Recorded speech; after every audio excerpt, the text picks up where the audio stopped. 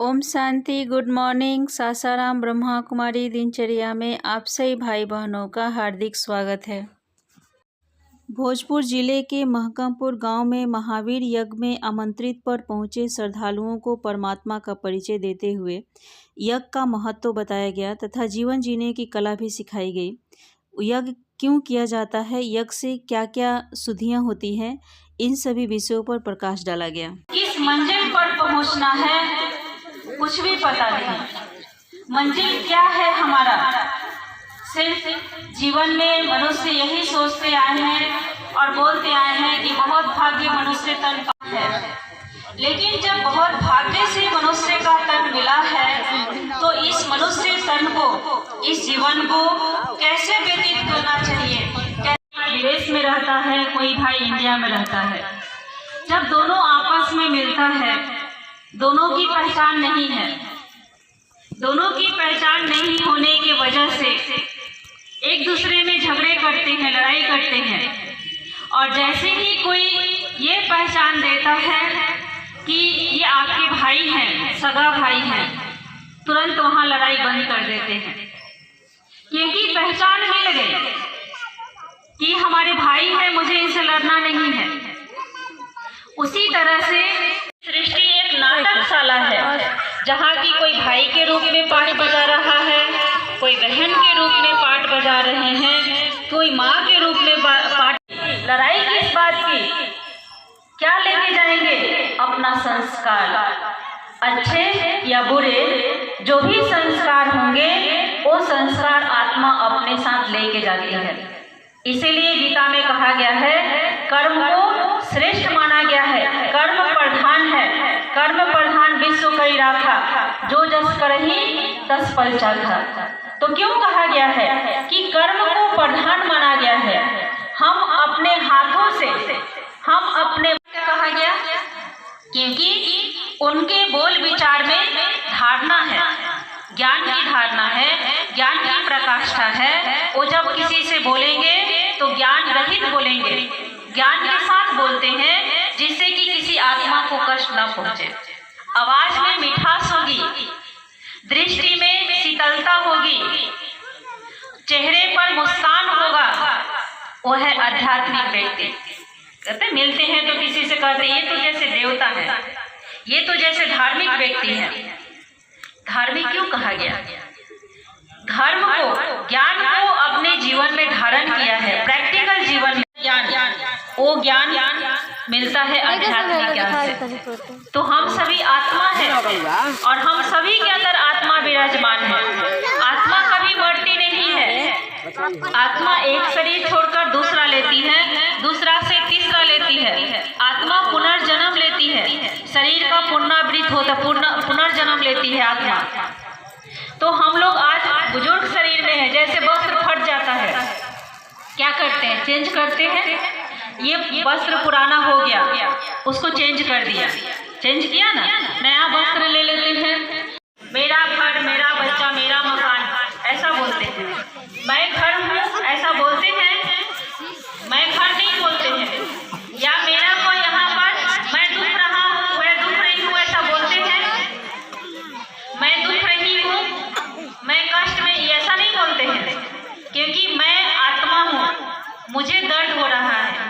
कहीं कट जाएगा शरीर में तो क्या कहेंगे? मैं कट गई हूँ? नहीं।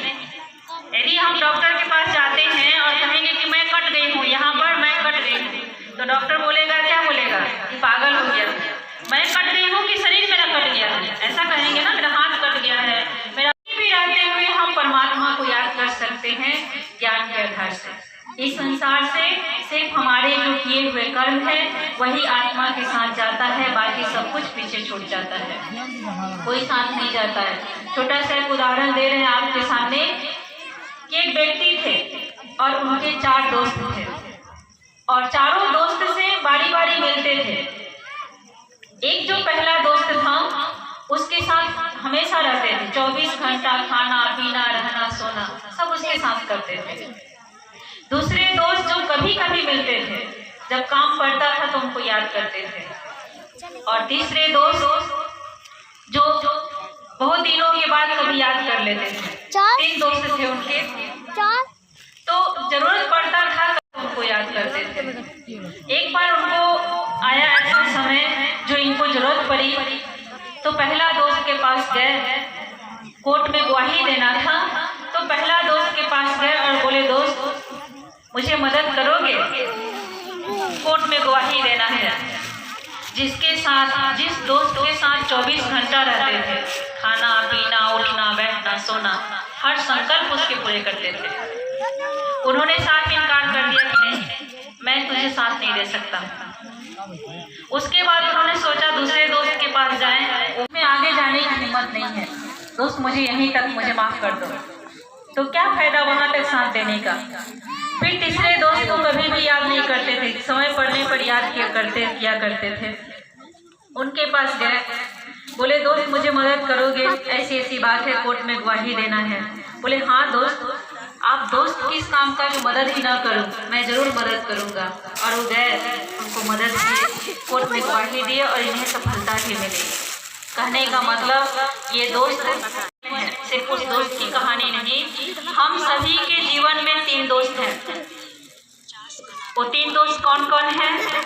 पहला हमारा शरीर, जिस शरीर के साथ हम 24 घंटा रहते हैं, इसके हर संकल्पों को हम पूरा करते हैं। राधे राधे, राधे कृष्ण। तो यही परमात्मा का महावाक्य है, गीता का ज्ञान है। और यही गीता का ज्ञान जब हम प्रैक्टिकल में धारण करते हैं तो हमारा जीवन स्वर्ग बन जाता है। भाइयों बहनों, आज तो बहुत भाग्य से ही भगवान की वाणी सुनने को मिलता है। तो आप लोग ये सोचते होंगे कि व्हाइट वस्त्रों में ये कौन है। तो हम लोग थोड़ी से अपनी संस्था के परिचय देंगे कि हम लोग प्रजापिता ब्रह्मा कुमारी ईश्वरीय विश्वविद्यालय में रहते हैं। और ये बहुत बड़ी संस्था है और इसमें आध्यात्मिक ज्ञान दिया जाता है। ये 190 देशों में संस्था चल रहा है और कोई ऐसा खासकर पूरे वर्ल्ड में या पूरे जहां पर हम बहने रह करके और हम लोग क्लास कराते हैं, क्योंकि हमारे जीवन में जो बुराइयां हैं, परेशानियां चल रही है, ये हमारा परेशानियां बुराइयां एक जन्म के नहीं है, ये 63 जन्मों से हम लोग और फिर घर में जाकर वही काम करने लगते हैं। कहा जाता है कि करत करत अभ्यास जन्म लोहत सुदान, दसरी सावर याद सर पर पड़े निशान। इसके लिए हम लोग डेली क्लास कराते हैं और डेली क्लास करते करते एक दिन हमारे जीवन में सुधार आ ही जाता है। तो उस क्लास में हम लोग करते क्या है, थोड़ी सी हम बातें बताएंगे। शरीर को ठीक करता है दवा। प्रजापिता ब्रह्मा कुमारी ईश्वरीय विश्वविद्यालय में मेडिटेशन सिखलाई जाती है। कलह कलेश और परेशानियां प्रॉब्लम, और इसके साथ साथ हमारा शरीर भी ठीक हो जाता है। क्यों? क्योंकि डिप्रेशन से, परेशानियां से, प्रॉब्लम से ही हमारे शरीर पर इफेक्ट पड़ता है, तो हमारा क्या होता है, शरीर बीमार होता है। तो इसकी विशेष जानकारी के लिए आप जरूर प्रजापिता ब्रह्मा कुमारी ईश्वरीय विश्वविद्यालय में आए और इसका लाभ उठाएं तो बहुत अच्छा रहेगा। ठीक है, प्रेम से 3 बार ओम शांति, ओम शांति, ओम शांति, ओम शांति।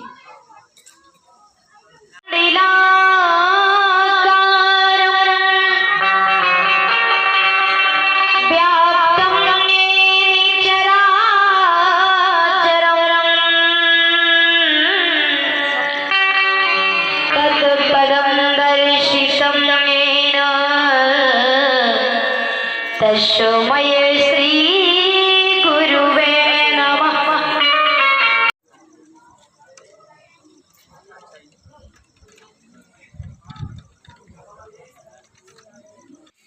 आज की दिनचर्या को मैं यहीं एंड करती हूँ। फिर कल नए दिनचर्या के साथ, नए वीडियो के साथ आप सबसे मिलती हूँ। ओम शांति।